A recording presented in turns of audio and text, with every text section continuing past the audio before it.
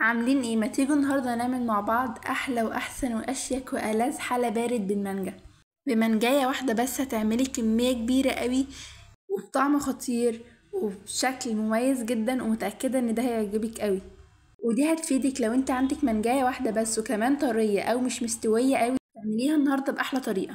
يلا بينا نبدا مع دودو. كلنا متعودين ان اكلتنا دي ما بتحلاش الا باللمه الحلوه، فيا محلاها لمتنا. يا رب تعجبكم اكلتنا. واول طبق بقى هنبتدي بيها هي طبقة المانجا. هنا بقى تقدري تستخدمي اي نوع مانجا انت عايزاه، وكمان دي لو عندك مانجا طرية شوية او مش استوت قوي تقدري تستخدميها في الوصفة دي، حلوة قوي. انا هنا جبت حباية مانجا حطيتها في الخلاط، بعد لما قشرتها حطيت عليها ربع كوباية مية بقت بالشكل ده. نبدأ بقى نشتغل بيهم. حطيت عليها معلقتين كبار من النشا، وبعد كده حطيت عليهم معلقتين كبار من السكر. وهنا السكر حسب الرغبة، يعني انت عايزة تزودي عن كده عادي، عايزة تقللي عادي جدا. بس انا هنا كمان كانت المانجا معايا مسكرة شوية فما كترتش سكر، بس كان السكر هنا مظبوط جدا.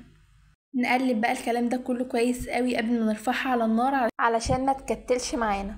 نقلبه ونبدأ ان احنا نرفعه على النار لعند لما يبدأ ان هو يتقل معانا. ولازم هنا نقلبه كويس قوي علشان في الاخر ما يكونش فيه اي نشا موجودة عندنا لما نيجي نرفعها على النار تبدأ ان هي تكتل معانا وما تكونش في الاخر حلوة فيه. لا، احنا عايزين كل حاجة تكون ناعمة جدا. وبعد كده نبدأ بقى نرفعها على النار ونفضل نقلب فيها، ما تبطلش تقليب علشان في الاخر ما تكتلش معانا لعند بقى لما بتبدأ تتقل. ولو ما تقلتش بدأت تغلي وما تقلتش، نقدر ان احنا نجيب معلقة نشا ونقلبها الاول في مية وننزلها عليها ونقلب بسرعة قوي، تبدأ بقى ان هي تتقل وده يكون القوام اللي انا عايزاه. وهنا هوريكم القوام بالظبط، وهو ده القوام المظبوط جدا. نبدأ بقى نرفعه من على النار ونشوف هنعمل فيه ايه تاني. ولازم توصلوا لمرحلة ان هي تبدأ تغلي كده بالشكل ده. نجيبها بقى ونجيب اي كاسات عندنا او اي حاجة هنقدم فيها. وهنا هجيب بقى وافضي فيه، وانا عايزة كل الطبقات في الاخر تكون نفس السمك. فضي بالشكل ده، ونحاول ان احنا كل الكاسات دي تكون نفس الطبقة بالظبط، ما تكونش دي اعلى ودي اقل، لا، علشان في الاخر لما نيجي نقدمها يكون شكلها حلو قوي. نشوف احنا هنحط في كل كاس قد ايه علشان يطلع شكله خطير. وهنا تقدري ان انت تحطيها في اي حاجة انت حباها، ممكن في الاطباق دي او الكاسات دي او اي حاجة. وانا هنا هوريكم برضو حاجتين وثلاث حاجات كمان علشان اللي عندكم او اللي يريحكم اعملوا فيه، وفي الاخر برضو هيطلع شكلها حلو قوي، حلو جدا، والطعم في الاخر لا يقاوم. وكل ما نخلص حاجة ندخلها بقى التلاجة، واهم حاجة بقى نشيل الزيادات اللي وقعت مننا دي على الاحرف دي علشان في الاخر يطلع شكلها كده منظم وحلو قوي. نسيب دول بقى على جنب واوريكم الشكل التاني اللي انا عملته، وده اللي انا هعمل فيها تاني. عملت نفس الخطوات، بدأت ان انا انزل برضو اللي مهلبية المانجا دي ننزلها فيها، وكله برضو نفس الحجم علشان يطلع في الاخر شكله حلو قوي. وندخلها بقى التلاجة لعند لما تمسك نفسها على ما نجهز الطبقة التانية عندنا. هنا عندنا 3 كوبايات من اللبن، وهنضيف عليه كمان معلقتين كبار من النشا. وزي ما قلت السكر هنا حسب الرغبة، يعني اللي نفسك فيه حطيه او على حسب ذوقكم انتوا بتحبوا السكر قد ايه. هنا علشان طبعا اللبن مفيهوش سكر فانا زودت هنا 3 معالق كبار من السكر. عايزين تزودوا او تقللوا اكتر من كده عادي جدا. ضفت بقى 3 معالق كبار من السكر ومعلقتين كبار من الكريم شانتيه، وهنا بتفرق جدا في الطعم. بس لو عايزين تستغنوا عنها عادي جدا هنستغنى عنها. واللي نسيت بقى اوريهولكوا هنا وانا بحطه هي الفانيليا. الفانيليا بعد بقى لما بتتخلص وبتتقل نبدأ ان احنا نحطها، ما بنحطهاش في الاول علشان بتمرر معانا لما بتطلع على النار. نقلب بقى الكلام ده كويس قوي، وبعد كده نرفعه على النار لعد لما بيتقل زي ما احنا عملنا في المانجا بالظبط. وهنا كان بدأ يتقل معانا، وطبعا استمرارية التقليب علشان ما يكتلش معانا. وهنا لو عايزين تستغنوا عن الكريمة عادي جدا استغنوا عنها، مفيش اي مشكلة معانا. نقلب بقى فيها كويس قوي لحد لما بتتقل. افرض بقى ما تقلتش معانا التقل اللي احنا عايزينه، نبدأ نجيب معلقة نشا ندوبها في مية ونضيفها عليه ونقلب كويس قوي. وهنا علشان القوام بتاعي ما كانش تقيل اللي انا عايزاه، ونقلب بسرعة جدا علشان برضو ما تكتلش. ولازم قبل ما تضيفوا النشا الاول تدوبوها في ميه، ما تنزلوش النشا على اي حاجه سخنه. اول بقى ما يتقل ويبدا ان هو يغلي بالشكل ده نبدا ان احنا نرفعه من على النار. ما نرفعوش من على النار غير لما يبدا يغلي بالشكل ده كده، يبقى النشا استوت. ودي بقى شكل الكاسات اللي احنا كنا عاملينها من شويه، وطبقه المانجا دي خلاص اتجمدت معانا. نبدا ننزل نفس الطبقه بالظبط من الفانيليا دي. وطبعا انا هنا حطيت فانيليا بس نسيت اوريها لكم.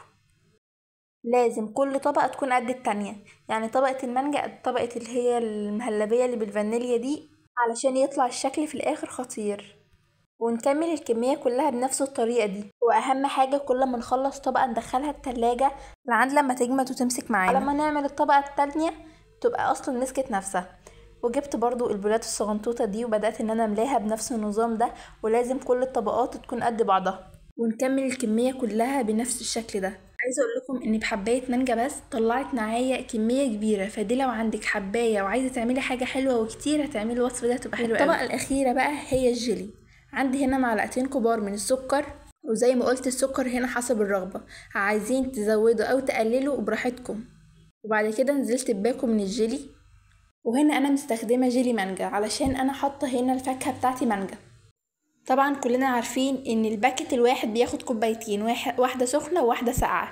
فهننزل عليهم بقى بأول كوباية من المية السخنة وتبقى مغلية، علشان الأول ندوب فيها حبيبات الجيلي مع السكر وتدوب كويس قوي. يبقى أول حاجة نزلنا بكوباية مغلية من المية ونقلب كويس قوي برضو.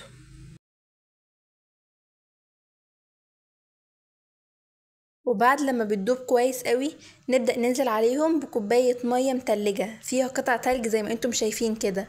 نسيبها بقى شوية على جنب لعند لما نعمل شوية، نقطع بقى شوية مانجا مكعبات كده علشان نزين فيها في الوش. ودي كده المانجا. بدأت ان انا انزل على كل كوباية حوالي معلقتين كده 3 من المانجا مليناها، علشان فعلا طعمها خطير. ولازم هنا تستخدموا نوع مانجا حلو ومسكر كده علشان يفرق معاكم جدا في الطعم. يبقى عندنا كده 3 طبقات من اللذاذة والجمال، متأكدة ان ده هيعجبكم جدا. ولو عايزين تستغنوا عن طبقة المانجا اللي انا حطيتها دي عادي جدا تقدروا تستغنوا عنهم بكل سهولة. يعني تحطوا على طول الجيلي، مش لازم تحطوا المانجا دي، بس هي بصراحة بتفرق جدا في الاخر في الطعم. خلصنا بقى الكمية كلها كده. نبدأ بقى نضيف عليهم من الجيلي ده. نملى بقى الكوبايات كلها. عايزه اقول لكم ان باكت الجيلي ده عمل معايا كميه كبيره قوي من الكاسات دي. يعني احنا كده حوالي عملنا بحبايتين او 3 مانجا عملنا كميه كبيره قوي تكفي ضيوف كتير لو قلنا فجاه. ونحط بقى في كل الكاسات دي الجيلي بتاعنا. وهنا طبعا نوع الجيلي بيبقى ماشي مع نوع المانجا او نوع الفاكهه اللي عندنا. ونحط بقى كل اللي عندنا. وباكو الجيلي اللي كنت عاملاه بقى منه كميه كبيره قوي يعمل كمان كاسات كتير.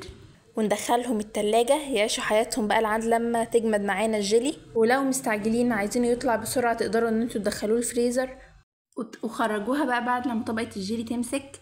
وبألف هنا، ومتأكدة ان ده هيعجبكم جدا، لانه بأقل مكونات عملنا بيها احلى وصفة وبأحلى نوع فاكهة كلنا بنحبه هو المانجا. محدش يقدر يستغنى عن المانجا وكلنا بنعشقها، فمتأكدة لو عندك مانجاية واحدة هتطلعي منه كمية كبيرة قوي وبشكل حلو قوي وكلنا بنحبه.